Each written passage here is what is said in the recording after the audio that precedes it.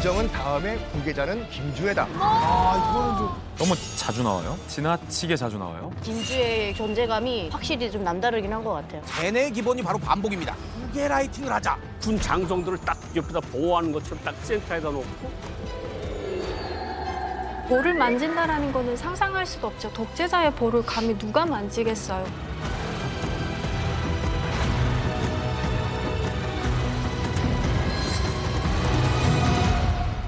북한의 4대 세스 구도가 조금 더 선명해지고 있는 것이 아니냐라는 이야기들이 나오고 있는데요.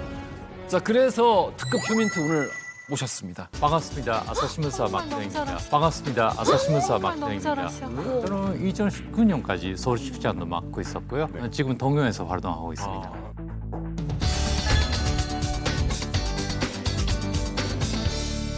북한에 좀 다녀오셨다는 얘기가 있던데요. 저는 그 1997년 그 11월 정도에 평양 가본 적이 있습니다. 근데 그때 한국말도 모르고 외교 지지에도 별로 안 왔던 계절이라서 막 그래도 너무 이상한 나라라는 거는 피부로 느꼈습니다. 어떤 점이 좀 이상하셨길래? 그러니까 그 평양 순안공항 도착하자마자 거기 공항 갔더니 거기 낡은 진열대가 많이 있었거든요. 근데 거기 텅 비어 있었어요. 진짜 아무것도 없고 그 안에 그 꽃다발만 뭐 몇 개나 넣어 있었거든요. 꽃다발이요? 네. 왜요? 근데 그러니까 제가 그 조거봉한테 그게 뭐냐고 물어봤더니 그거는 여기 그 위대한 나라에 오시는 분들은 위대한 그 김일성 수령님한테 꽃다발을 줘야 꽃다발 진정하나. 그런 거 있겠죠. 네. 꽃다발 사서 가라고 그 이야기도 들었고요. 김일성 동상 그럼 가보셨어요 거기? 갔죠. 근데 저는 그 고개를 쓰는 거는 너무 싫어하니까 그냥 그 정치인들은 이렇게 하는 거를 그냥 보고 있었습니다. 근데 뭐 만장회도 있었는데요. 만장회 옆자리에 그 노동신문하고 거기 조선중앙통신가 있었기 때문에 근데 그래도 뭐 일본말도 할 줄을 좀 생각하니까 뭐 이야기하고 싶었는데 계속 이렇게 식사하고 있어요. 근데 저를 보지도 않고 그냥 열심히 식사하고 있으니까 그 당시에는 뭐 이야기할 뭐 그런 기회가 없고. 근데 그 돌아다니는 길 사이에 그 마을회관 같은 장소에서 뭐 수많은 그 어린이들이 많이 나와가지고 누구 이렇게 흔들려요. 또 공연시켰구나. 다 똑같은 표정으로 볼 수가 있어서 무서워. 너무 마음이 아팠습니다. 네. 자, 이게 늘 괴상하고 이상한 일이 벌어지는 나라죠. 독재자 김정은 참 그 10살에 불과합니다. 어린 딸을 계속해서 이 공식 석상에 데리고 나와서 공개를 하는 이유가 무엇일지.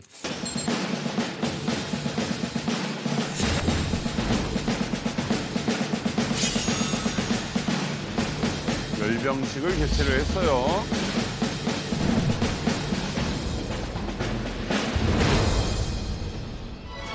조선노동당 총기서이시며 조선민주주의 인민공화국 국무위원장이신 경의하는 김정은 동지께서 사랑하는 자제분과 이설존 여사와 함께 광장에 도착하셨습니다. 와, 진짜. 일이야. 와, 섭섭하겠다.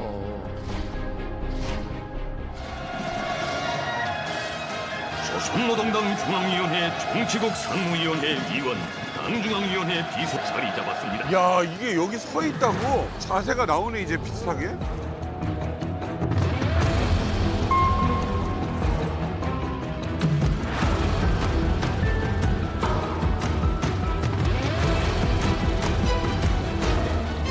이군 스님 백두 전구를 주름잡아 내달리셨던 전설의 명마, 그 모습도 눈부신 백두산 군마가 기영대의 선두에 서 있습니다.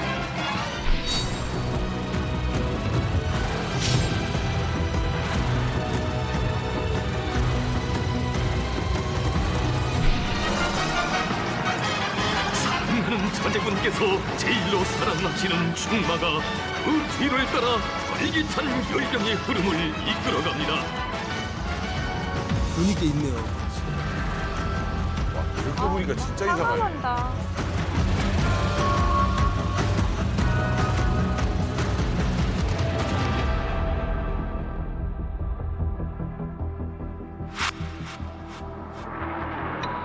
오.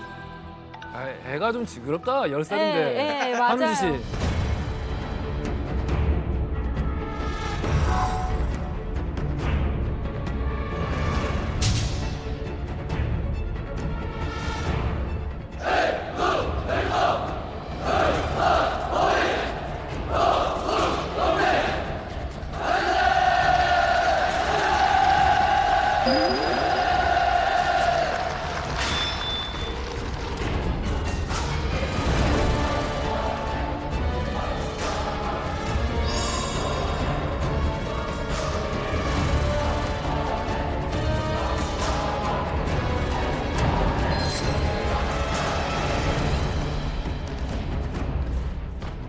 아니 진짜 이 영상 보니까 이거 진짜 이게 후계자가 김주희 아니야 할 정도로 약간 좀 이렇게 나오 보이거든요. 왜냐하면 한두 번 공개했을 때는 그래. 그럴 수 있다.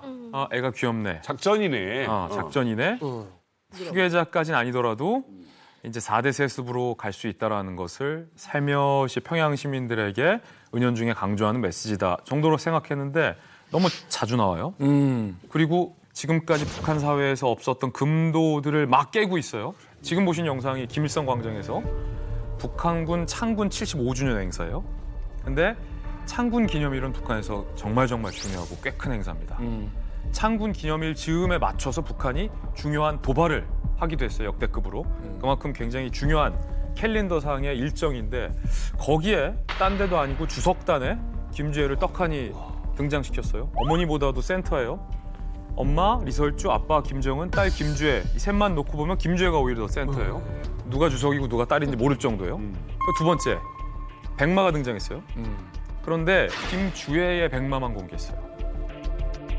애들 2명이 더 있잖아요. 그것도 아들 2이 있을 것으로 추정되고 있는데 그러면 상식적으로 이 애들 백마도 누군가 타고 나왔어야 되는데 아, 인당 한 마리예요? 그럼요. 인당 한 마리인데 주애 백마만 나왔다는 거예요. 그것도 좀 어색하고 이상하고 그냥 애 셋 중에 하나 딸 이뻐해서 부담 없으니까 데리고 나온 것 치고는 너무나도 과도하게 북한이 정치적인 의미를 부여하고 있다는 거죠. 또 하나 과도해. 많은 분들이 아까 말씀하셨던 볼터치 그게 연습했다라고 했는데 당연히 연습했겠죠. 북한에서 최고 존엄과 함께 나오는 행사에서 연습이 없는 건 없으니까. 그런데 그렇다고 보기에는 너무 자연스러워요. 김주애가 평소에 아빠에 대해서 자주자주 하던 행동들이 연출을 통해서 자연스럽게 나온 건데 중요한 건 이거를 북한이 김정은이 북한 군부가 계속 허용하고 일부러 노출하고 있다는 거예요. 이 제가 말했던 3-4가지가 그간에 없었던 선을 넘는 행동들인데 저는 과도하게 왜 주애에만 이렇게 의미를 부여하는지가 그래요. 수상한 거죠. 제가 볼 때는 아까 김민진 기자가 얘기한 것처럼 평소에 하던 행동인데 더 중요한 건 그걸 노출시켰다는 거고 저는 한 번은 그럴 수 있다라고 생각을 했는데 그게 이번에 또 창군 기념식 때 또 한 번 반복이 되더라고요. 그래서 이건 연출이다. 굉장히 근데 대개 이제 독재자들이 갖고 있는 게 가장 큰 게 뭐냐면 인민들이 두려워하거든요. 강경한 이미지를. 근데 아빠와 같이 딸이 와서 이렇게 만지는 거 했을 때 이 강경한 이미지를 완화시켜주면서 뭐랄까 인민들에게 친근감을 줄 수 있거든요. 딱 보니까 쟤도 그냥 우리랑 똑같은 아버지네 그러네. 라고 하는 아주 계산된 제가 볼 때는 굉장히 고도로 연출된 기법이라고 봐요. 근데 저는 이 장면 보면서 그 김일성의 카리스마, 김정일은 약간 엄한. 근데 이 사람은 약간 감성 정치 쪽으로 돌아선 것 같아요.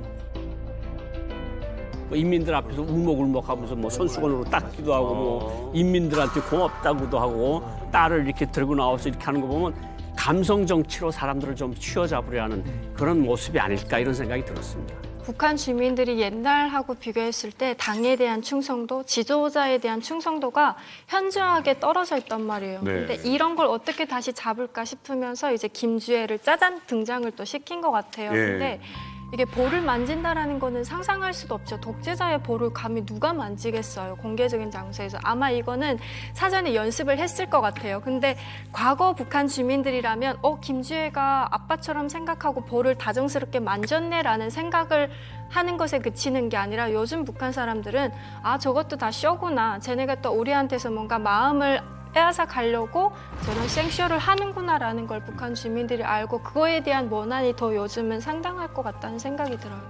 저도 저거 보면서 김주애를 가운데 세운 게 좀 충격이었어요. 왜 김주애를 가운데 세웠을까를 생각해 보니까 김정은 정권에 들어서 새 세대에 대한 강조를 굉장히 많이 했거든요.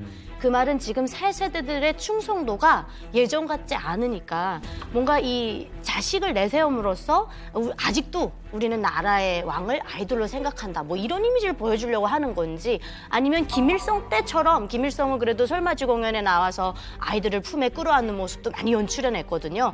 그러면서 자기의 독재자의 이미지를 순화시키는데 어떻게 보면 아이들을 이용한 지도자였어요. 김정은이 다시 할아버지 때 이미지를 끌어다 쓰려고 독재자의 이미지를 좀 부드럽게 하는데 이 아이를 사용하는 게 아닌가라는 생각도 들어요. 다른 거보다 저는 놀란 거는 박수 칠 때인데요. 만약에 연기로 보자면 그 박수 치는 거는 표정하고 박수 자세는 좀 연습이 된 게 아닌가. 그러니까 애들 보통 뭐 이렇게 치거나 그쵸. 뭐 그럴 수 있잖아요. 근데 자세를 자세 배운 만든 거는 좀 설정이 된거 아닌가. 받았겠죠.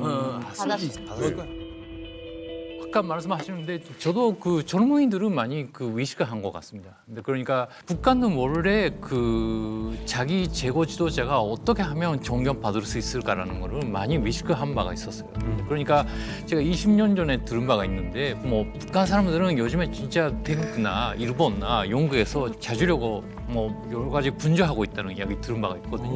근데 뭐 그 잡고 있냐고 물어봤더니 그 왕실이 어떻게 하고 있는지 그러니까 그 사진 보여주고 거기 앞에서 정말 여러 가지 그 포탑을 바치거나 그 인사하거나 그런 거 있으니까 우리도 그런 거 도입하자고. 정말 2000년대 초반에 실질적으로 태국의 사람들이 가서 태국 왕실이 어떻게 운영되는지 그리고 일본 왕실에 대한 자료를 수집하고 영국 왕실에 대한 자료를 수집하고 이건 김정일이가 말하기 전에는 이게 힘든 거예요. 그러니까 이번에도 아까 열병식 할 때 결사, 보위, 백두, 혈통이라고 하잖아요.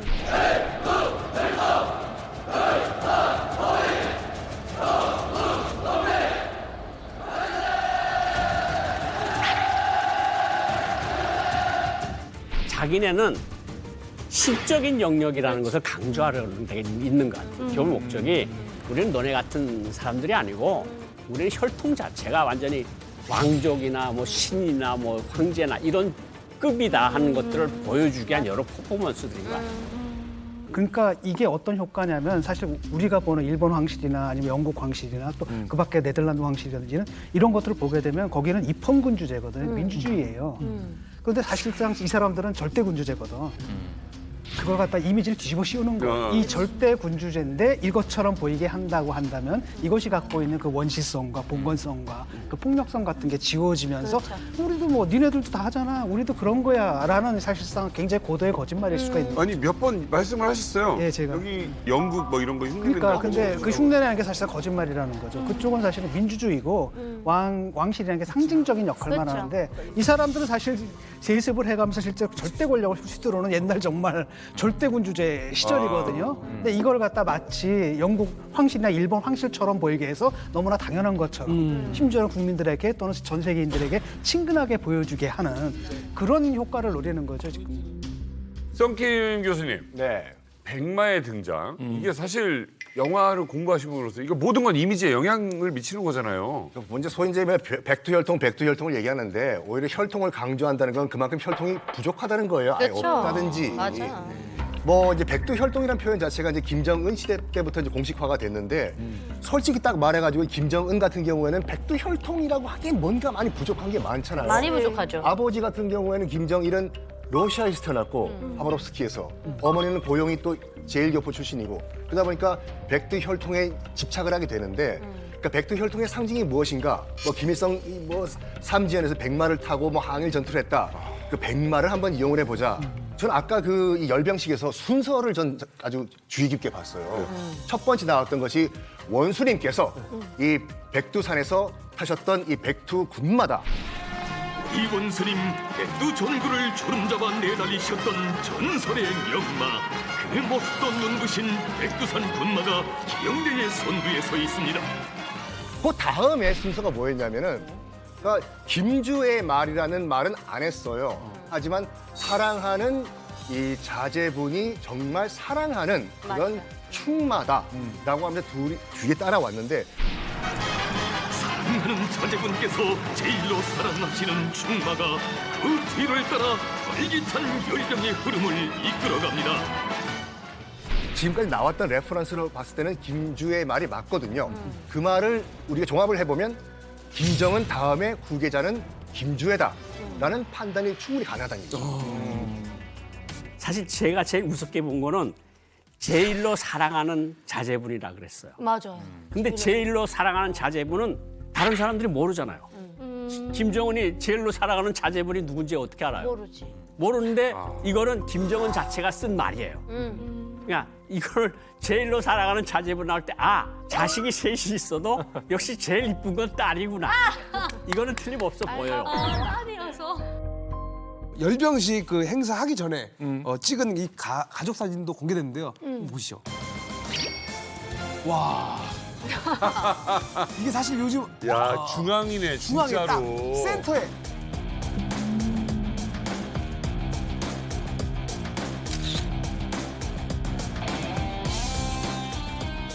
사실 요즘 아이돌들도 사실 센터에 쓰기가 쉽지 않은데 이거 어렵거든요. 센터 민감하죠. 네, 민감하거든요. 굉장히.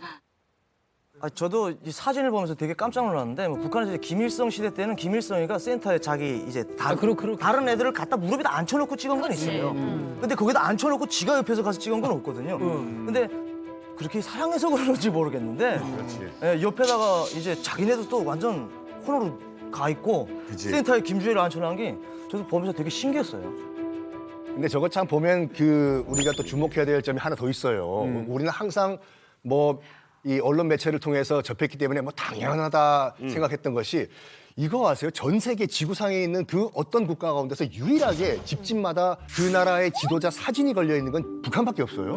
전 집안에. 전 집안. 그건 무조건 있어야죠. 그리고 더 그치. 그리고 그 수성화 닦는 천이 따로 있고. 맨날 그거 보면 맞아요. 그러죠. 정성걸레. 더 웃기는 건 뭐냐면 초상 휘장 있잖아요. 네. 예. 김일성, 김정일 부자의 네. 초상화 배지. 있죠.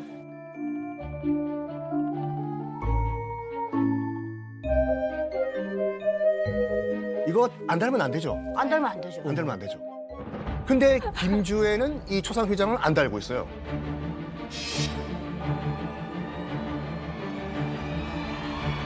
유일하게 이 초상 휘장을 안 달 수 있는 사람은 김일성, 김정일 본인들. 오영환 박사님, 이게 무슨 뜻인가요, 이거? 그러니까 뭐 거의 김정은 등급으로 보는 건데 사진만 보면 그러니까 지금까지 북한에서 6번, 7번에 걸쳐서 공개한 모든 화면들만 보면 후계자가 틀림없어요. 모양새는 후계자예요. 모양새는. 네. 그리고 김주애도 초상휘장을 안 달았다는 거는 거의 뭐 김정은 수준까지 올라갔다는 걸 의미하는 거거든요, 사실은. 그러니까 저런 것만 다 보면 모든 사람들이 다 저건 후계자가 틀림없다고 볼 수 있는 그거를 볼 수 있는 그런 건데 사실 뭐 초상휘장 안 달 때는 우리 외교관들은 이제 대사관에 나올 때 달고 나오잖아요. 그 일하러 나갈 때 초상휘장을 떼가지고 밑에다 넣어요. 왜냐면 사람들이 그 초상화를 가르치면서 뭐라 그러니까. 이게 뭐 스탈린이냐, 마오쩌둥이냐, 뭐 자꾸 놀려요. 아니, 대답하기가 짜증나요. 그러다가 들어올 때면 대사관 앞에 철문 앞에 딱 서면 초상휘장 다시 꺼내서 이렇게 달거든요. 근데 이 초상휘장이라고 하는 의미는 어떤 의미까지인가 하면 과오를 범했어요. 어떤 사람이 과오를 범했는데 이 사람을 처리를 해야 돼요. 근데 초상휘장을 달고 있는 사람은 처리를 못 해요. 면죄부구나. 해야 돼요. 이 초상휘장을 그러니까 뭐 친애하는 지도자 김정일 동지 몇 월 며칠 지시에 의해서 위대한 수령님과 위대한 장군님이 초상휘장을 내려모십니다. 하고 와서 떼요. 그다음에 이 팔레미로 그다음 반말이에요. 팔레미로 야 우리가 죽갑. 맞아요. 그러니까 초상휘장이 있는 사람은 함부로 못 떼. 못해요. 아, 그러니까 떼고 해야 되는 떼고 해요. 떼고. 그러니까 초상휘장이 가지는 무게라는 게 그러니까 북한의 전체 무게가 여기 달려 있는 거예요. 그렇지. 넣어야지, 넣어야지. 초상휘장 이제 작업복에는 안 모신다고 했는데 예. 북한에서 실제 작업복에는 달지 않게끔 규정이 돼 있고요. 그리고 이제 김주애 초상휘장 안 달았다고 되게 예민하게 우리가 보고 있지 않습니까? 북한에 사셨던 분들은 소년단 때 초상휘장 모셨나요? 그렇죠. 아니요, 이게 피자 안 모셨잖아요. 소년단이장 모셨죠. 소년단이죠. 김주애는 몇 살입니까? 10살. 10살이면 초상휘장 모실 나이가 아니에요. 네. 소년단원이기 때문에 소년단 휘장을 달아야지 소년단 김일성이 휘장도 안 김정일이 넥타이를 안 맸으니까.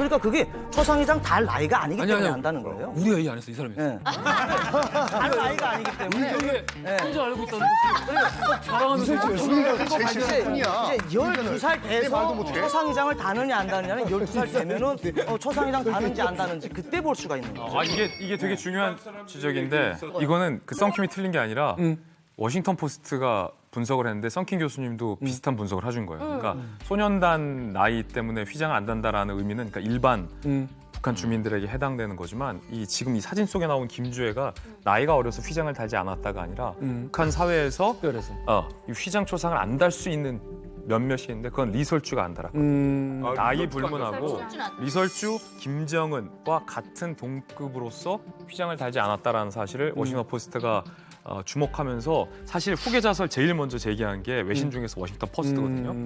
그 아까 지금 김주애 가족 사진이라고 우리가 했는데 근데 이 김주애 뒤에 선 사람들 나이 지긋하신 분들이 어떻게 되냐면 총참모장, 인민군 총참모장, 우리로 따지면 합참의장이에요. 그리고 국방상, 총정치국장 이런 사람들이 김주애 뒤에 병풍처럼 섰거든요. 그럼 최고 지위에 있는 사람들이네요. 군 수뇌부들입니다. 아니 그 진 교수님, 이 선전선동을 굉장히 중요시하는 이 전체주의 국가들이 전체주의 국가의 지도자들이 이런 식으로 자기 가족을 미디어에 자주 노출시킨 적이 있나요? 없죠. 히틀러도 에바 브라운과의 관계를 아주 철저하게 비밀에 붙였고 스탈린도 딸에 대해서 딸이 망명한 다음에 우리가 알게 되는 거잖아요. 근데 푸틴 같은 경우에도 공개 안 했거든요. 어쩌다 걸렸냐면 제재가 들어가잖아요. 제재가 들어가면서 푸틴 가족까지 제재하다 보니까 딸이 딱 나왔는데 그때조차도 그 사람이 맞냐 안 맞냐 그런데 사진을 딱 보니까 닮았네. 그다음에 아까 그 사진을 딱 보니까 굉장히 일상적으로 보이려고 그래요. 왜냐하면 우리가 보통 이제 식사 같은 거 하면은 아내가 저기 있고 내가 여기 있으면 아이를 보통 가운데 앉히잖아요. 근데 그런 연출을 해가지고 그냥 일반적인 보통 그 이른바 민주국가의 그 입헌군주제의 민주국가의 왕실 문화처럼 좀 보이려고 하는 것 같아요. 저 사진에서 내가 주목해야 될 점은 뭐냐면은 보통 저렇게 찍게 되면 김정은 옆에 와가지고 이렇게 찍거든요. 근데 두 남자가 지금 김주희 옆에 이렇게 붙었어요. 그렇지, 이렇게 했어. 이렇게. 그러니까 상당히 이례적인 거잖아요. 군주가 보호한다는. 그렇죠. 이렇게 돼 있다라는 거죠. 난 그 점을 주목을 해요. 그렇죠. 그러니까 다른 무엇보다 이게 뭐 무슨 애 돌잔치야. 이러면은 가운데 놓고 이렇게 찍죠 부모님들이. 왜냐면 보면은 우리 어렸을 때 사진 보면 우리가 내가 제일 가운데 있잖아요. 근데 보면은 이때는 지금 군 건립 기념일이란 말이에요. 중요한 날이고 지금 사진 보셔도 이 아이의 양 어깨에 날개가 돋친 것처럼 이 날개 모양으로 견장들이 지금 이렇게 견장 별이 몇 개예요? 황금식 견장들이 지금 이렇게 있지 않습니까? 눈이 진짜 날개다, 눈 날개. 수뇌부가 이거는 저는 여전히 후계자 그냥 이게 뭔가 혼선을 주고 싶은 거 아닐까라는 쪽에 더 가까운 쪽이긴 하지만 그럼에도 불구하고 이날은 좀 굉장히 이례적인 대체 의도가 뭘까라는 걸 한 번 더 생각하게 만드는 날인 건 맞는 것 같아요. 자, 로열 패밀리의 존재를 이렇게 강하게 어필하고 있는 김정은. 혹시 이 딸의 모습을 지속적으로 노출을 하면서 뭐 지금 계속 얘기 나왔습니다만은 후계자의 자리를 공식화하려는 건 아닌가라는 의견들이 지금 뭐 전에는 조금 굉장히 소수였는데 날이 갈수록 더 힘을 얻고 있습니다. 이렇게 뭐 후계자로 자연스럽게 우리식으로 말하면 주며든 김주애가 후계자로 주며든 그런 과정이 아닐까라는 말들을 하고 있는데 여러분들 의견 한번 들어보겠습니다. 이 남조선에 이런 말이 있습니다. 가스라이팅. 가스라이팅. 그래서 내가 생각한 방법. 우리 인민들을 후계라이팅을 하자. 사실 제가 그 고민이 많았습니다. 우리 딸 주혜에게 이제 이 후계자 자리를 물려주고 싶은데 이 사실 주혜가 이제 여자기도 하고 나이가 좀 어리다 보니까 이 인민들이 그 인정을 못할까봐 그 걱정이 됐단 말입니다. 그래서 내가 생각한 것이 바로 후계라이팅. 원래 이제 그 세뇌의 기본이 바로 반복입니다. 그렇지. 이렇게 야금야금 주혜를 계속 공개하고 자연스럽게 노출시키다 보면은 우리 주혜가 후계자인지 알게 되지 않을까 이런 생각을 한 거지.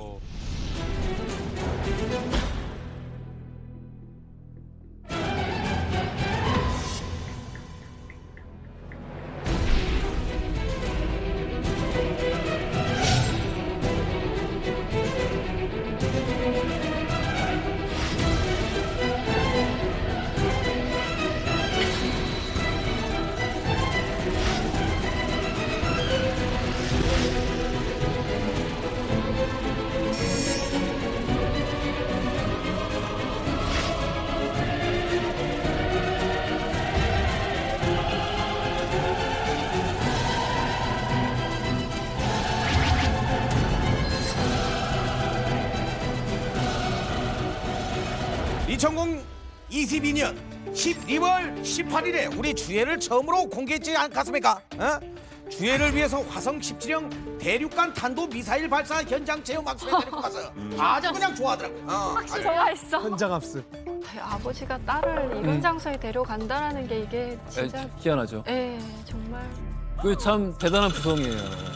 대단한 현장 구성. 학습입니다. 아니 근데 이건 좀 진짜 이례적인 것 같아요. 왜냐면 김정 1위 후계자 수업 받을 때 권총을 뭐 사격하고 이런 것들을 했대요. 뭐 연구실에 들어가서 나중에 이제 다 되고 보면 그러면 어쨌든 군수 통제권을 주겠다라는 마음인 건지 어떻게 저런 장소에 이게 딸을 뒤에 데려- 있는 게 연필이 아니잖아. 아니죠. 얼마나 무서운 거야. 생각에다가 하얀 옷 입혀가지고. ICBM이 병풍이 되어버렸어요 그냥.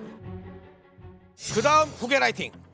화성 17형 성공기념 단체 사진 찍는 날인데 우리 주혜랑 나랑 올블랙 커플룩을 입고 등장했지 않습니까?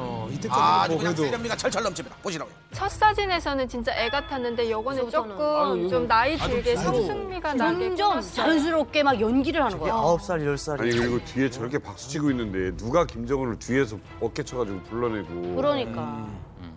표정도 봐 저거. 저 김정은에게 가서 말하는 사람들 보니까요. 무릎 꿇고 이렇게 하고 말해요. 맞아요. 입냄새. 다 이렇게 하고 말해요. 맞아요.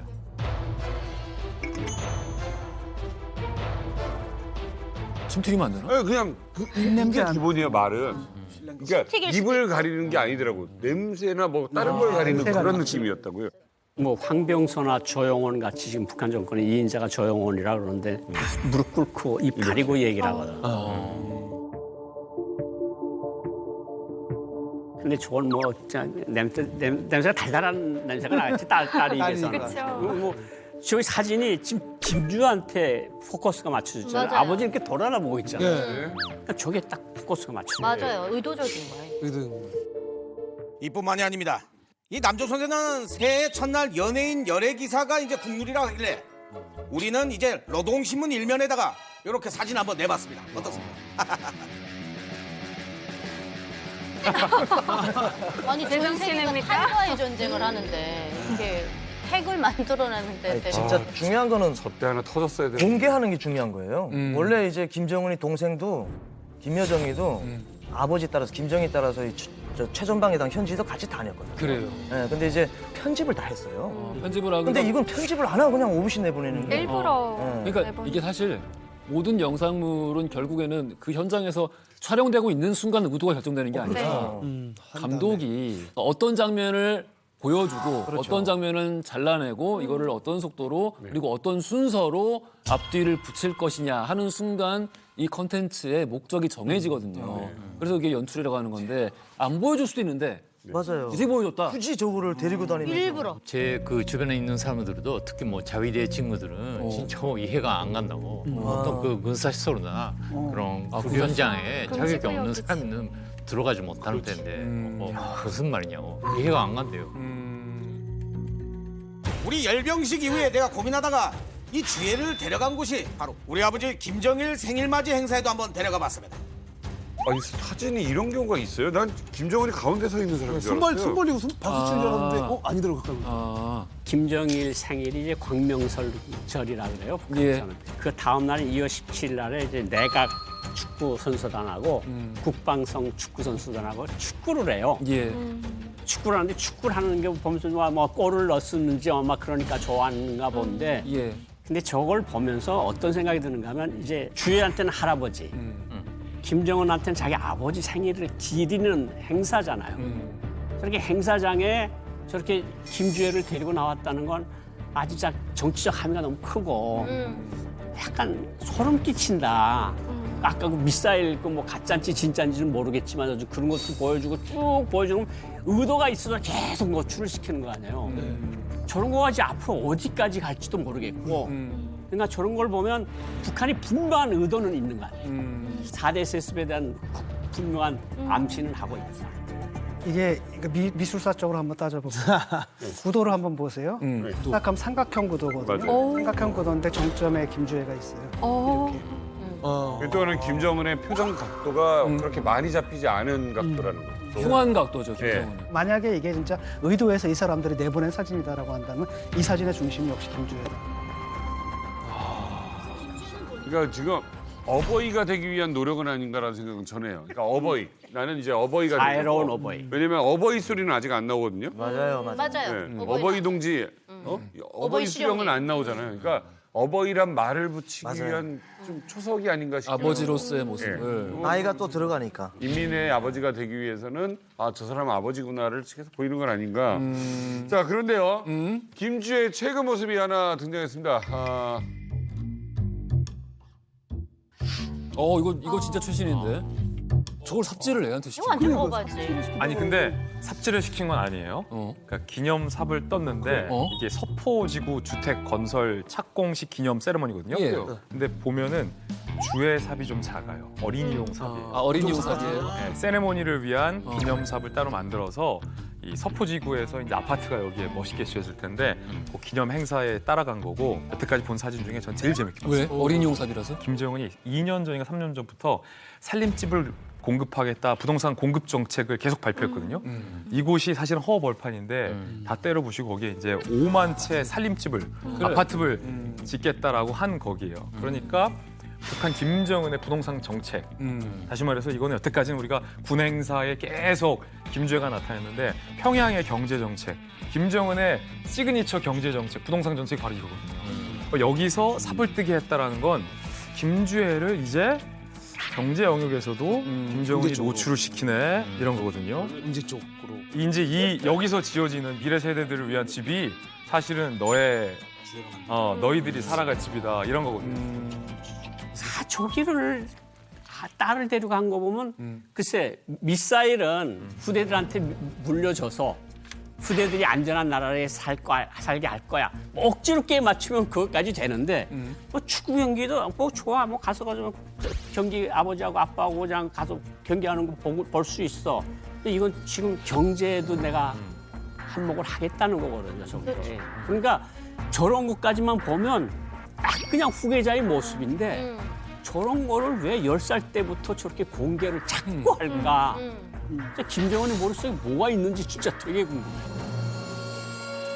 아니 근데 사실 김주애 말고 오빠가 또 있는 걸로 알고 있는데 아니 이렇게 동생이 이렇게 아빠랑 맨날 같이 나오고 막 사랑한다고 그러고 가장 사랑한다고 그러고 그럼 이 오빠는 어떻게 되는 거예요? 처음에는 이게 미디어 전략이다라고 생각을 했는데 지금 나오는 것들 보면 심상치 않지 않습니까?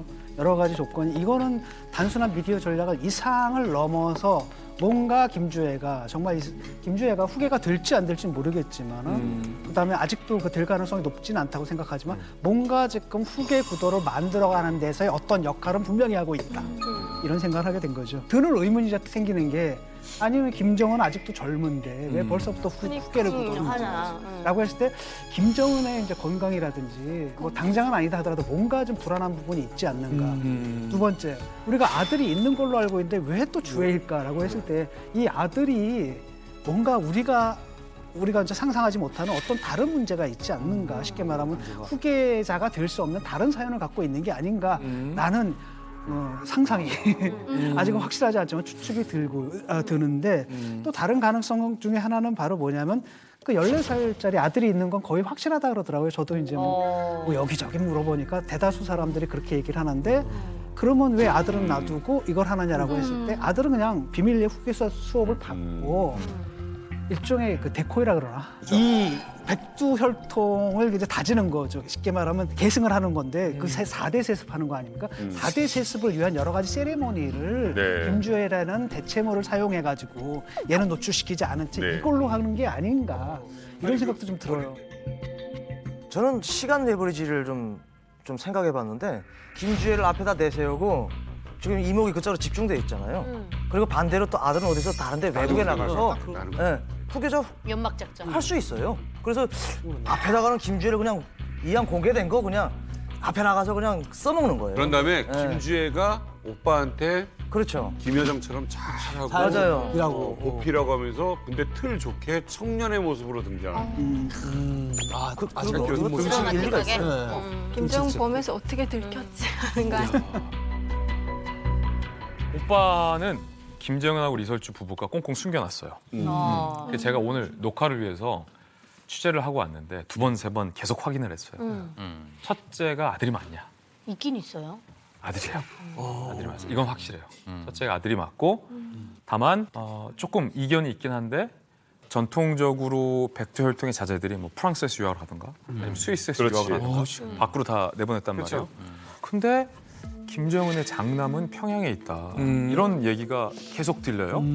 어디 외국에 나갔다라는 얘기가 안 들려요. 왜냐면 외국에 나가면 얘가 후계자인지 아닌지는 몰라도 사실은 도청이 되거든요.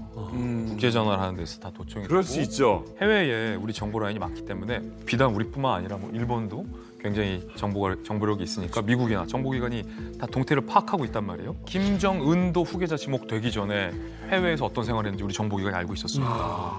그런데 이 해외에서 걸리는 게 없다 이런 제가 얘기를 좀 들었거든요. 그래서 첫째 장남은 평양의 어디 은신처에서 후계자 수업에 들어가고 있다. 뭐 이런 얘기도 좀 들리고 이건 좀 가능성이 낮아 보이는 설인데 지금부터 얘기해 주는 건 예를 들어서 이름이 뭐 김주은이다. 첫째 아들 이름이. 예를 들어. 이런 설도 돌았는데 확인 안 되는 얘기고. 그리고 또 현송월하고 김정은 사이에 혼의 아들이 있다. 이런 소문. 이건 진짜 찌라시. 이 소문이 제일 근데 많어. 많아. 네, 많아서 이제 왜냐 사람들이 좋아할 만한 거니까. 그러니까 내가 이거 얘기할까 말까. 그래서 근데 현송월은 사실 결혼도 따로 했고 현송월 아들이 따로 있어요. 네. 이거는 완전 명백한 가짜 뉴스. 어쨌든 진짜 후계자는 꼭꼭 숨겨두고 있는 것 같고 셋째도 아들이에요. 근데 김정은이 이런 유명한 비하인드 스토리가 있어요. 제가 취재한 것 중에 셋째를 낳기 전에 첫째 아들을 낳아서 김정은이 너무 좋아했어요. 둘째 딸을 낳아서 되게 이뻐했어요. 주에. 왜냐면 첫째 아들이 이제 확보됐으니까. 근데 모든 독재자들이나 왕들은 아들이 하나 있으면 불안해요. 우리가 김정철, 김정은 사례에서 봤잖아요. 누가 나중에 후계자가 될 떡잎인지 알 수가 없잖아요. 그래서 아들 하나쯤은 더 있고 싶어서 리설주가 굉장히 스트레스를 많았는데 어느 날 리설주가 배가 불러오더니 사라졌다. 그러고 나서 리설주가 화려하게 복귀해서 굉장히 김정은과 금술이 되게 좋았다. 확인해보니 파란 유럽 고가의 아기용품들이 들어가고 있었다. 셋째도 아들이다. 라는 것까지는 좀 확인되는 정설 같습니다. 고 박사님, 방금 전에 김진 기자가 뭐 이제 몇 가지 그 설에 대해서 이야기를 쭉 했는데 이 새들이 이렇게 해외로 유학을 보통들 나간다고 이제 이야기를 했잖아요. 근데 그러면은 그때 되면은 좀 더 정보가 좀 드러나지 않을까요? 김정은이는 자기 자식들을 내보낼 이유가 없어요. 왜 그러는가 하면 김정은이가 처음에 나타났을 때 다들 놀랐어요. 누구냐? 아무런 지식을 가지고 있는 정보기관이 없었어요. 근데 스위스 유학 사실이 밝혀지면서 모든 정보기관들이 스위스에 다 간 거예요. 그래가지고 동창생 만나서 다 해가지고 평가를 내렸어요. 그러니까 외국에 이제 나가면 평양하고 커넥션이 연결이 돼요. 물품도 나와야 되고 비행기도 평양, 된장고추장 평양 걸 먹어야 될 거 아니에요. 그것도 나와야 되고 다 이렇게 나와야 되니까 그리고 뭐 현송월하고 가깝다는 이야기가 나오는 이유가 현송월이가 배우를 할 때 김정은하고 유일하게 통한 유일한 북한 여자라 그래요. 그러니까 이거를 다 들어요. 우리만 듣는 게 아니라 미국도 듣고 프랑스도 듣고 일본도 듣고 다 들어요. 그러니까 나가 있으면 불리해. 그러니까 모든 정보가 셀 수 있으니까 어디서 조용히 시키고 있는 거는 틀림없어요. 네. 이게 조금 걱정이 되는 게 아까 평양에서 지금 후계자 수업을 받고 있다고 했잖아요. 근데 저는 탈북민으로서 되게 최악의 조건일 수도 있다라는 생각이 드는데 그래도 김여정하고 김정은은 해외 나가서 스위스에서 공부를 하면서 자본주의도 경험해 봤고 그리고 북한에 대한 아무리 자기가 독재자의 자식이라고 하지만 북한의 정치에 대한 모순점을 분명히 찾았을 거란 말이에요. 근데 평양에서만 공부한 사람이 사대의 세습자로 올라온다면 그 사람이 어떻게 더 유연한 정치를 펼칠지 지금의 북한보다는 더 최악의 북한이 되지 않을까라는 불안감도 들어요. 마키로 기자님. 네네. 일본에서는 뭐 미사일 하나 좀 쏘고 나면 우리 뭐 잠깐 단신으로 나오거나 뭐 이 정도 나오는데 하루 종일 뉴스 하더라고요. 뭐 지금 이렇게 관심이 많아요? 북일 정상회담이 있었는지 뭐 그때부터 뭐 20년 되니까 뭐 납치 문제에 대한 관심은 많이 덜어졌고요. 그 대신에 좀 이상한 드라마 보는 느낌이죠. 네. 이상한 드라마. 네, 근데 뭐 아까 말씀하셨지만 제가 기억이 나는 게 그 김주애 씨가 이번에 처음에 나왔다는 게 아니라 그 데니스 로드만이 북한 갔을 때 2014년 당시에 나왔거든요. 김주애 씨가. 근데 저는 그 당시부터 북한 김정은나 리서치 부분은 김주애를 좀 메스커트로 쓰려고 하는 생각이 있지 않았을까라고 생각해요. 근데 그러니까 반대로 보면 그게 후계자가 아니고 그 역시 남조선予備의 나라라서 그런 거 정으로 생각하니까 자기들을 좀 의식하는 그런 선정하는 도구로 메스커트로 쓰려고 하는 것이 아닌가. 근데 그런 거 많이 하고 있고요. 근데 이상한 드라마라고 했다는 거는 그 사람들은 자기들을 로얄 패밀리라고 선정하고 싶은데 그 사람들 그 북한 사람들은 그 잊어버리고 있는 게 역시 로얄 패밀리는 노블레스 오브리주가 필요하거든요. 역시 그런 걸 뭐 자원팔도나 그런 걸 해야 하는데 그건 전혀 안 하잖아요. 그러니까 김주애는 그런 작권식에 출석하지만 그런 북한 전년들하고 같이 노동하거나 그런 거 아니잖아요. 그렇죠. 근데 그러니까 그런 거 봐가면서 일본 사람들은 아 진짜 이상한 드라마라고 그런 느낌을 좀. 그 존칭에 대한 얘기 같은 것도 좀 궁금하잖아요. 예. 김주애가 처음에 공개됐을 때는 그 사랑하는 자제분이라고 했을 거예요. 근데 점점 가면서 호칭이 격상되더라고요. 뭐 존경하는, 마지막에는 뭐 존귀하신. 근데 제가 봤을 때는 사랑하는은 그냥 정말 아빠로서 자식을 사랑하는 마음이었던 것 같아요. 근데 점점 가면서 이제 호칭이 격상되는 이유는 아빠의 사랑을 받는 딸에서 그치는 게 아니라 장차 북한을 이끌어갈 4대 세습을 할 수 있는 중요한 인물이 될 수도 있다라는 것을 좀 암시하는 부분이 아닌가 싶어요. 북한에서 제일 높은 게 위대한이 제일 높아요. 맞습니다. 위대한. 그다음에 이제 경애하는. 맞아요. 경애하는. 그다음에 친애하는. 존경하는은? 그다음에 존경하는 이거. 아, 일반 사람, 일반 간부들한테 존경하는 총리 동지 하면 안 되지. 아요. 그러니까 존경하는라는 말을 못 써요. 아, 총리한테도요? 총리한테도 못 써요. 못 써요. 존경하는 비서동지라고 보고서에 썼다 그냥 가요. 그럼 이순신 장군은 존경한다 이런 말 하면 아이 큰일 나죠. 존경한다 뭐 이런 말 절대로 못 쓰게 되는데 말이야. 그러니까 어쨌든 그 정치적 함의가 다 있어요. 근데 김정일은 아버지가 살아있을 때 자기를 위대한이라는 말을 못 쓰게 했어요. 이건 아버지만 쓰는 말이다. 그래서 위대한 김일성 동지 이랬는데 아버지가 죽은 다음에 이제 아청꾼들이 달라붙어서 이제 위대한. 그래서 위대한이 붙었고 고전에는 친애하는 여자라고 맞아요, 이렇게 붙었댔거든요.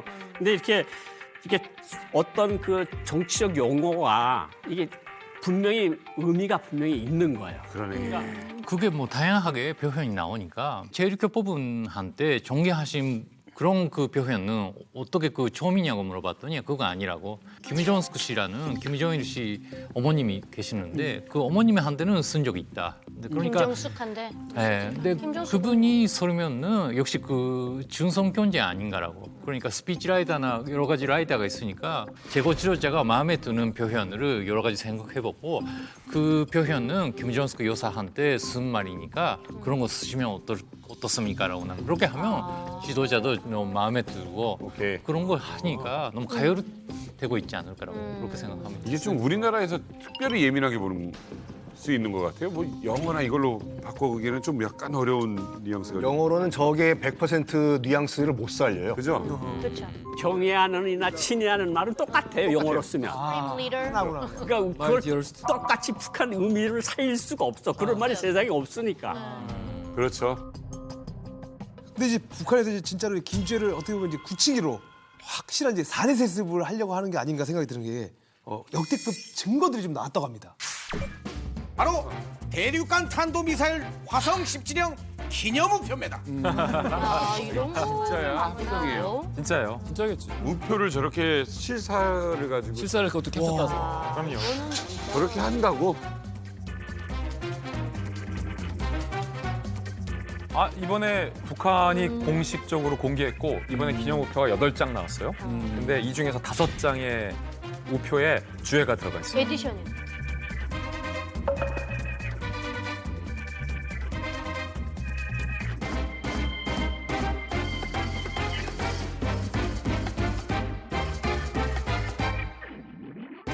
그러니까 이번 기념 우표는 사실은 ICBM 발사 성공을 기념한 우표지만 그 우표의 주인공은 김주애인 거죠. 8장 중에 5장이. 김주애가 기념 우표에 나왔잖아요. 그러면 북한이 발행한 기념 우표에 백두혈통 일가의 사진이 들어가 있는 기념 우표가 발행된 적이 있을까요, 없을까요? 정답은 있습니다. 네, 김정숙도 있었고 뭐 숙부 다 김일성도 있었어요. 그런데 이번 김주혜 우표가 다른 점은 김주혜를 제외한 다른 혈통들의 기념 우표는 사후에 발행됐어요. 그렇기 때문에 8장 중에 5장을 주혜에 할애한 것, 그리고 주혜가 어린 나이인데 아직 너무 살아있을 때에 북한 일가, 지도 가학의 일가의 일원을 기념하는 우표를 낸 건 매우 이례적입니다. 그러니까 북한에서 옛날에 저걸로 그 외화 장사 많이 했거든요. 많이 했죠. 맞아요. 주화도. 나갈 때도 막 우표 모은다고 하면 좀 모으고 싶지 않겠어요? 한 세트. 모으죠. 갖고 싶은데. 1970년대는 그 제1교포하고 평양 그 완복되는 편지에 김일성 지속의 그 우표도 있었다고 합니다. 근데 그래도 너무 존경한 그 제거 지도자니까 스탬프를 이렇게 이렇게 그 얼굴을 그렇게 하면 안 돼. 그럼 어떻게 해야 돼? 사진이 저거는 이제 특별 판매야. 그렇지. 저기다가 조선중앙 우편 쾅 찍고 스위스에 가면 저 얼굴 위에다가 그 존귀하신 얼굴 막 존귀하다잖아요, 자기들끼리는. 거기다 스위스 도장 딱 찍으면 얼굴이 없어지잖아. 그러니까 저런 거는 북한 사람들도 외국 우표에다가 붙여서 보내질 않아요. 저거는 특별히 보관해서 저거는 그냥 하는 우표고 사서 200원, 300원, 우리 230원짜리 그런 거는 아니다. 저거는 특별한 발행 그거고 그리고 2011년도에 김정은이가 우표에 나온 적이 있거든요. 요거 이제 2011년에 처음으로 나온 우표예요. 근데 여기 이제 김정은의 이름은 안 나왔어. 교수님, 이 우표 어떤 의미가 있어요? 저 우표가 등장할 때가 바로 이제 세습이 시작될 때의 우표란 말이죠. 그러니까 북한에서 살아있는 사람이 나왔다라고 한다면 이제 세습이 준비되고 있다는 얘기거든요. 그래서 솔직히 말하면 김주혜가 후계자가 될지 안 될지는 모르지만 어쨌든 김주혜가 우표가 등장했다는 건 북한에서 지금 이걸 통해 가지고 뭔가 세습 구도를 만들어 갖고 있다라는 것의 증거로 볼 수밖에 없는 거죠. 예. 아 근데 정말 특이하다. 그런 우표가 있다니 세상에. 이제 그 관심은 이거예요. 이제 주혜란 이름은 이제 아무도 못 쓰느냐, 다 지워야 되느냐. 미국 자유아시아 방송의 첫 보도로 많은 국내 언론 보도로 이어졌는데 최근에 정주시 안전부 등에서 주혜라는 이름으로 등록된 여성들을 북한 여성들을 불러내서 개명을 요구했다. 이 보도가 나왔어요. 그런데 이게 선례가 있습니다. 평양에 있는 시민들의 명부가 한번 입수된 적이 있어요. 맞아요. 근데 실제 평양에 있는 시민들의 이름, 기혼 여부, 자녀 여부, 사는 지역, 그 밖에 등등등 주민등록 등초본부 같아요. 근데 거기에 김정일이란 이름을 가진 38명의 주민이 다른 이름으로 개명한 흔적이 그대로 확인이 됐거든요. 그래서 아마 백주혈통이기 때문에 김주혜에 대해서 개명을 요구하는 흐름도 어색하진 않다. 꼭 김주혜가 후계자라서 이름 개명을 요구하는 건 아니고 단지 백두혈통의 어떤 고유의 퍼스널리티를 유지하기 위한 차원 정도가 아닐까 이렇게 생각합니다. 박주혜는 그대로 쓸까요, 말까요? 아, 성이 다르는데. 바꿔야 되지 않나? 이거 고민이지. 네. 바꿔야 되지 않나요? 그래도 주애라는 주애야 이렇게 부르지 박주애야 이러지 않아요. 정원이 나쁜 놈 뭐 이러면은 안 큰일 되죠. 나죠. 김주혜는 사실 이름까지 바꾸게 할 만한 인물은 아니거든요. 왜냐면 김경희도 김정일 동생이었지만 그대로 김경희란 이름 다 썼어요, 북한 주민들이. 그리고 지금 현재 상황에서 전기하신 자제분이라고 했지 단 한 번도 김주혜라고는 안 했어요, 북한 당국에서. 그렇기 때문에 그 사람이 전기하신 자제분인 줄은 아는데 김주혜인 줄은 몰라요, 지금 북한 사람들이. 이름이 공개된 적이 한 번도 없기 때문에. 그런가? 그래요? 네. 그런데 지금 만약에 진짜로 뭐 아까 종주에서 이렇게 사람들을 끌어다가 그걸 요구했다라고 하면 조만간 이름 밝히겠네요. 왜냐면 김정은이 출연을 했을 때 아기들이 출생신고를 들어갔는데 그때 김정은이라는 이름 때문에 다 반려가 됐다 그래야 되나요? 그게 돌아온 거예요. 그래서 부모들이 황당해갖고 아니 왜 애기 이름을 못하게 하지 봤더니 나중에 김정은 대장 이러고 나왔거든요. 김주혜라는 이름을 벌써 불러들여서 한다? 그러면 조만간 이름을 공개할 가능성이 높아요. 작업 중이다 지금. 아직까지 이름을 바꾸라는 지시는 안 나요. 봐봐요. 아직까지는 공개를 안 했고. 했는데. 그리고 김정은이도 이름 바꿀 때 그 뭐 바꾸는 순서가 있습니다. 북한 주민들이 모두 바꾸게끔 하는 게 아니고 어르신들이라고 하죠, 형님. 어르신들은 이름 쓰던 거 그대로 쓰게 합니다. 네. 김정은도. 아니 이제 당장 내일 모레 하는 사람을 갖다 이름 바꾸라는. 내일 모레 하는 사람을 갖다 이름 바꾸라는. 어르신 이름 바꾸셔야 돼요. 근데 살면서 들어본 그러니까 적도 젊은 없어. 사람들 그리고 또 이제 태어나는 사람들은 그 이름을 못 달게 하는 거고 이제 나이 드신 분들은 이름을 이왕 지어놓은 거니까 이제 뭐 60, 70 되신 분들을 갖다 개명을 하라고 하면 그건 안 되기 때문에 그렇게까지는 안 합니다. 그들의 피출은 아니지만 리설주 같은 경우에도 딱 올라가서 정식 김정은의 부인이라는 걸 딱 밝혔을 때 리설주라는 이름을 가진 사람들한테 개명하는 것을 북한 당국에서 요구를 했었거든요. 근데 이렇게 말하면 대한민국 분들은 내가 부모님이 지어준 이름인데 개명하라고 하면 선뜻 개명해 그거에 대해서 뭐 불만이나 항의 같은 거 없어 하는데 없어요. 왜냐하면 너 이름 바꿔 우리 최고 지도자 저놈을 갖고 있으면 안 돼라고 했을 때 나는 이거 우리 부모님이 지어준 이름이야 내가 끝까지 이걸로 살 거야 이러면 이거는 북한 당국에 대한 반역이에요. 반역으로 취급이 되기 때문에 당에서 하라면 당연히 이름을 바꿔야 되는 거죠.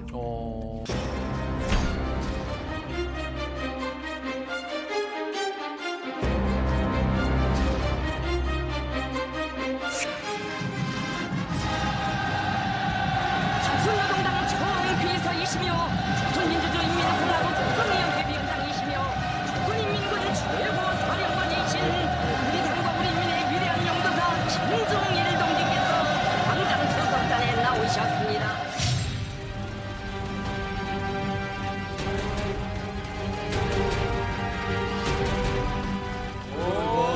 있었구나.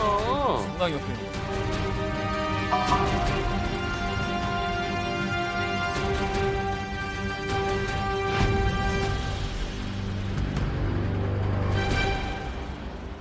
특히 이제 김정은 같은 경우는 정말 열병식을 정치적으로 잘 이용한 것이 대표적인 게 그 2020년 10월 10일 노동당 창건 75주년 열병식 때 울었잖아요.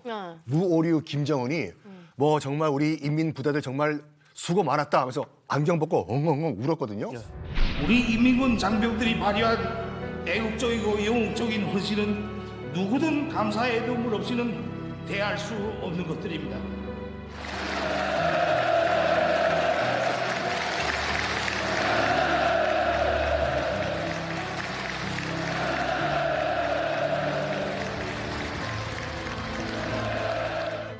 첫 등장한 것도 2010년도에 등장을 했고 김정일이 나의 후계자가 이제 김정은이다라는 걸 전국에 공개를 한 거예요. 지금 다음 후계자를 공개하는데 열병식을 이용을 했다라는 전례로 봤을 때 김주애를 주석단에 올렸다는 것은 4대 세습을 공식화하는 어떤 증거가 아닌가라고 우리가 또 생각할 수가 있죠. 그래요.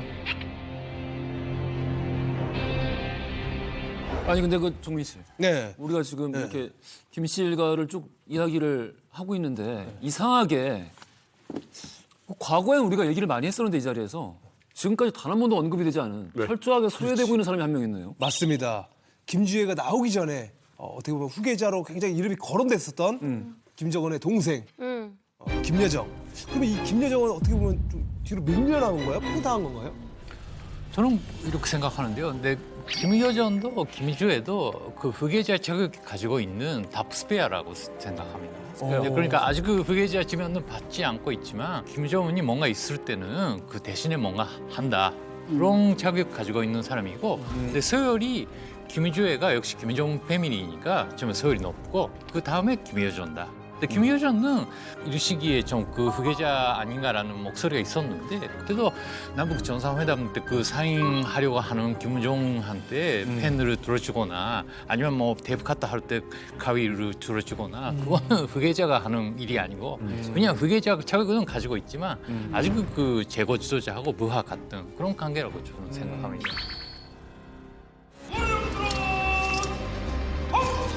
2월 8일이에요. 와, 이걸 또 찾아낼 거 아니야, 다들. 영접의식이 능숙히 진행되었습니다.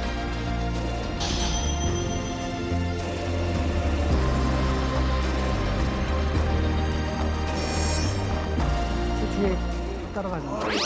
어머나, 너무 뒤로 갔다.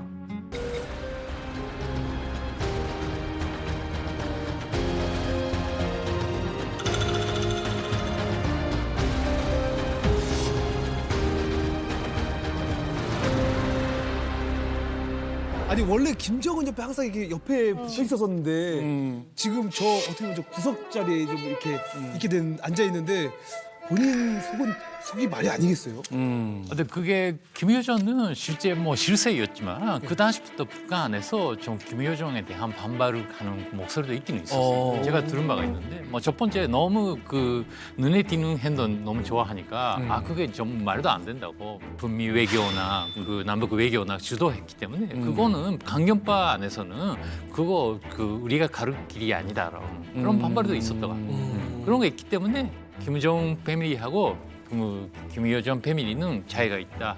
몸통이고 교까지다라고 하려고 하는 그런 그 의식으로 구도가 되지 않았을까라고 저는 생각합니다. 2008년도 김정일이 8월 달에 쓰러지고 이제 정신 의식 차려서 첫 번째 한 행동이 이제 후계자를 누가 하면 좋겠냐. 그래서 이제 후계자로 막내가 좋겠다고 해서 막내로 정해졌고 그 후에 이제 몇 번 이야기가 진행되다가 이제 김여정이가 어떤 그 핵심들이 모인 자리에서 나도 당 사업을 하고 싶다 아버지. 그러니까 이제 김경희 비서가 그러면 안 된다. 안 된다. 그러지 말라. 북한이라고 하는 나라에서 그 여성에 대해서는 이제 김정일이 하도 비판을 많이 해서 암탉이 울면 뭐 나라가 망한다. 그다음에 뭐 민비가 이시조선을 망하게 만들어준 장본인이다. 이런 소리를 많이 했단 말이에요. 해놓고요. 그래서 뭐 차관급 이상 간부 중에서 여성 있는 게 이전에 김복신이라고 부총리가 김일성 때 한 번 있었고 그 이후에는 없거든요. 근데 그거는 그러면서 또 김여정은 또 나와서 막 이렇게 돌아다니고 막 굴고 당 사업하겠다 그러고 뭐 이제 오빠 뒤에 쫓아다니고 그러니까 북한 사람들 눈에는 일단은 안 좋아 보이죠. 그리고 저 그림을 통해서 뭘 알 수 있는가 하면 역시 사랑은 내리사랑이다. 여동생보다는 자기 딸이 더 이쁘다. 그건 분명한 거죠. 막히로 이거 이상한 드라마입니다. 근데 제가 듣기로는 북한 사람들은 좀 김정은한테 상의하려고 하는 일이 생기면 김정은 갑자기 화가 나니까 너무 무섭게 하더라고요. 그러니까 먼저 그 김여정 쪽으로 가고 좀 상의하다가 어떻게 할게요라고 하는 경향도 있기 때문에 그런 김여정 밑에 있는 사람들은 그런 걸로 자신감도 생기고 그러면 그 김정은 밑에 있는 사람들은 그거 안 된다거나 리설주도 그렇게 생각하죠. 리설주도 그런 것을 느꼈기 때문에 김여정 일가를 좀 부각시켜야 한다고 그렇게 하지 않았을까라고 생각합니다. 방금 우리가 본 영상에서는 적어도 정말 이제 보이지 않는 수준이지만 어디 붙어 있긴 했어. 딱 있잖아요. 근데 그럼 김여정은 이제 뭐 하는 거예요? 김여정이 한때는 이 대남 메시지를 총괄하면서 북한에서 인사도 김여정 통해서 한다 이런 소문이 있었거든요. 그 정도로 막강했었어요. 예전에 오빠 잿더리 갖다 주던 역할은 이미 진작에 폐기됐어요. 그렇죠. 남북 공동연락사무소를 폭파하던 그 순간부터 김여정은 굉장한 강경파의 맞아요. 대남 메시지를 총괄했다는 거예요. 플러스 인사권한 일정 정도까지. 그랬던 김여정이 요즘 말이 많아요. 무슨 말이냐면 지금 중앙행사 일단 화면에서 안 나오잖아요. 그렇지. 김여정 입장에서도 이렇게 밀리다가 아무리 여동생이지만 언제 그냥 밀릴지 모르거든요. 그래서 최근에 김정은이 긴급 ICBM 미사일 발사를 기습 지시한 적이 있어요. 그랬죠. 북한이 동해상으로 장거리로 포착되는 탄도미사일 한 발을 발사했습니다. 일본 언론도 홋카이도 인근 해역에 낙하할 것으로 일본 정부가 예측했다고 밝혔습니다. 근데 바로 그날 대한민국 언론에서 기습 지시를 하면서 무슨 9시간 만에 쏘냐. 이건 기술력의 한계고 그만큼 ICBM이 제대로 자리 잡지 못한 거다라는 분석들, 비판적인 분석이 나오니까 바로 그 다음에 김여정이 담화문을 냈어요. 바보들이기에 일깨워주는데 남조선 것들을 상대할 의향이 없다. 그냥 이러고 끝내야 되는데 말이 나와 알려주마 이러면서 우리가 늦은 게 아니라 위원장 동지의 지시가 있었는데 가장 좋은 타이밍을 재고 있었는데 마침 대피시켜야 할 시민들이 많아서 발사 현장을 정리하고 시민들을 다 피하느라 9시간이 걸린 거다. 이런 얘기네. 연세대학교 통일연구원 선임연구원을 지냈던 봉영식 교수가 이런 논평을 했는데 저는 절대적으로 동의하는데 김여정의 논평은 점점 아마추어화되고 있다. 이 말인즉슨 불필요한 김정은 정권의 속내를 자꾸 본인의 논평 속에 담아낸다. 그러는 이유는 무언가 조급함이 있지 않을까요? 그게 혹시 리설주와의 보이지 않는 권력 암투 속에서 빚어진 거라면 타이밍은 맞잖아요? Why not? 아니 정확히 그런 게 방금 말씀하신 걸 느꼈던 시점이 연예인들이 어느 순간 분량이 줄어. 분량이 줄면은 자기 순서가 왔을 때 말이 길어지고 말을 세게 합니다. 너 그런 얘기를 듣고 있는 것 같은 거야. 갑자기 그 말에 원래 쓰던 말을 뭐 순하게 한 건 아니었습니다만은 거기에 비교해서도 좀 세게 하고 길게 하더라고요. 긴 말을 계속해요. 불필요한 정보들이 많이 담겨 있어. 진짜 포커스는 뭐냐면 북한이 뭔가 계속 쏴요 지금요. 거기에 포커스를 맞춰야 돼. 김여정이 막말하면 또 ICBM을 쏘고 또 막말하고 ICBM을 쏘고. 근데 이번에 그 북한이 ICBM을 발사한 다음에 이제 우리가 또 B-1B 랜서 이른바 그 죽음의 백조라는 걸 띄웠잖습니까? 미국이 띄우고 또 우리는 그 F-35A를 띄웠는데 띄우고 난 다음에 북한이 뭘 발사했냐면 KN-25 600mm 방사포 이 단거리 미사일을 발사했거든요. 그럼 가만히 보면은 지금 그 사거리를 보면은 요걸 지금 이 평안 남도에서 동해 쪽으로 발사했는데 그걸 남쪽으로 돌리면은 어디가 딱 들어가냐면 바로 청주와 군산이 포함이 돼요. 그 말은 뭐냐면은 너희들 지금 B-1B랑 F-35A를 띄웠지. 우리나라 F-35A 기지가 청주에 있어요. 그래서 너희들이 띄우면은 우리가 이게 전술 핵무기를 방사포에 실어가지고 청주공항이랑 군산공항 날려버리겠다. 끝까지 한번 해보자는 지금 그 제스처를 보이고 있는 거예요. 이게 무서운 거예요. 이 아이가 등장하면서부터 김여정 사라졌고 현송환 사라졌지 않습니까? 결과적으로 이 엄마인 리설주가 입김이 굉장히 싸졌겠죠? 그러니까 엄마가 스탠스를 아주 잘 취하고 있는 거야. 스탠스를 잘 취하고. 그러니까 현모양처처럼 싹 옆에서 그러니까 여기 딱 보고 자기 딸을 딱 세우고 있는 거 보면 아 이설주도 보통이 아니다. 맞아. 그리고 김여정이 저 끝에 가 있는 거 보면 아, 두 여인 사이에 뭔가가 있다.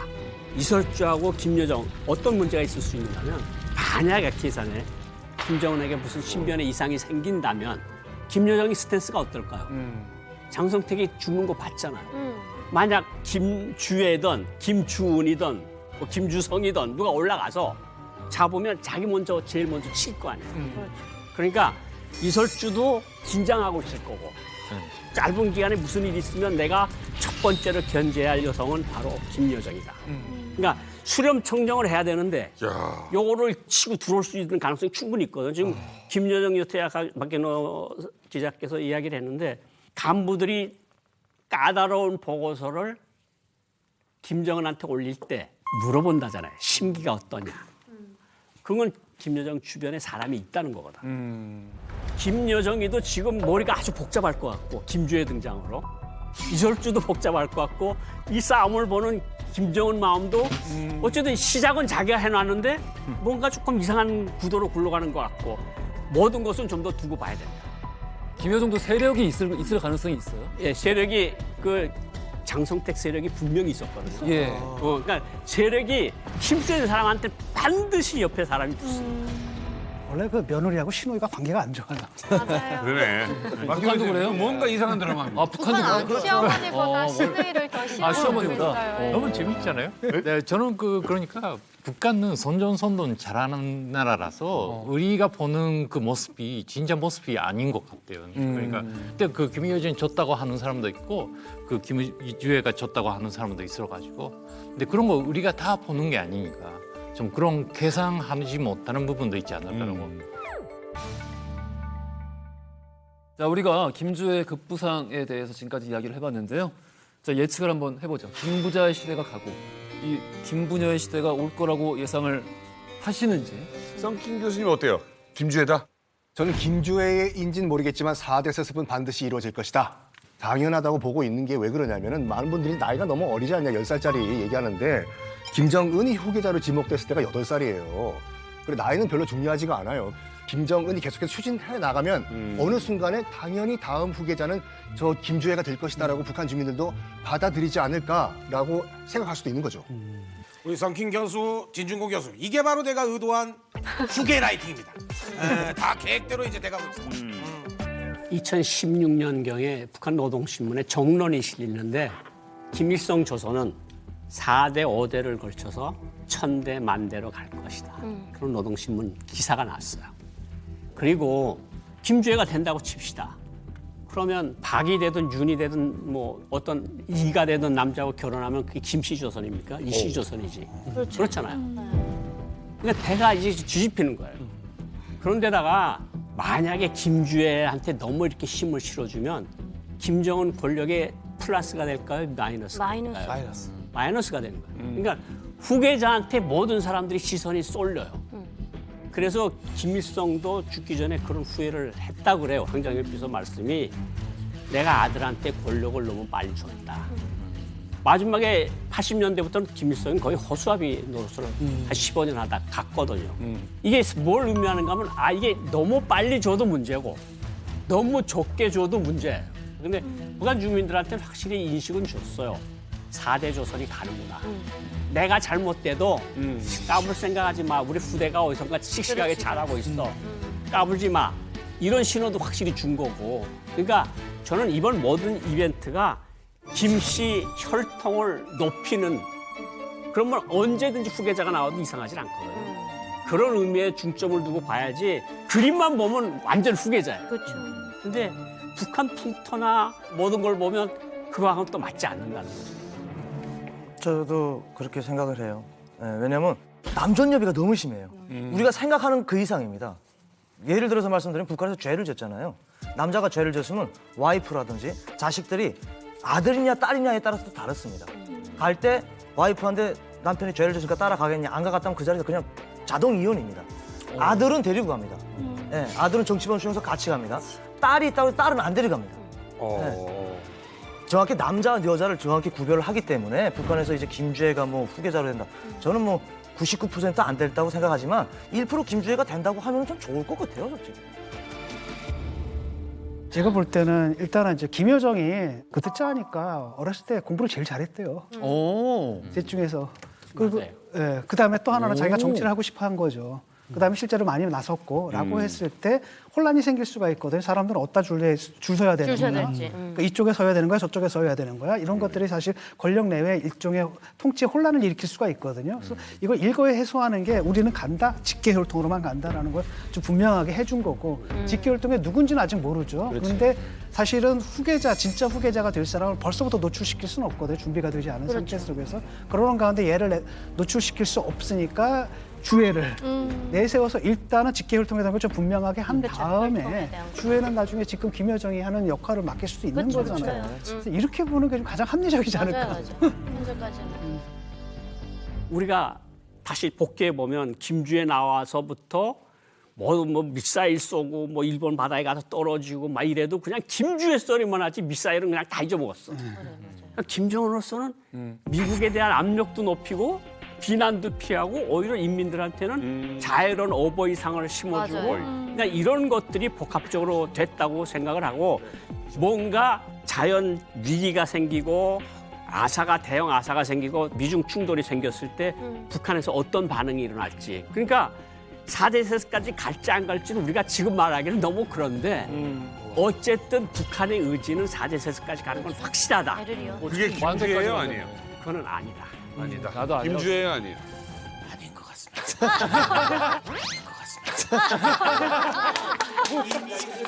아빠가 아니라는데. 아빠가 아니라는데.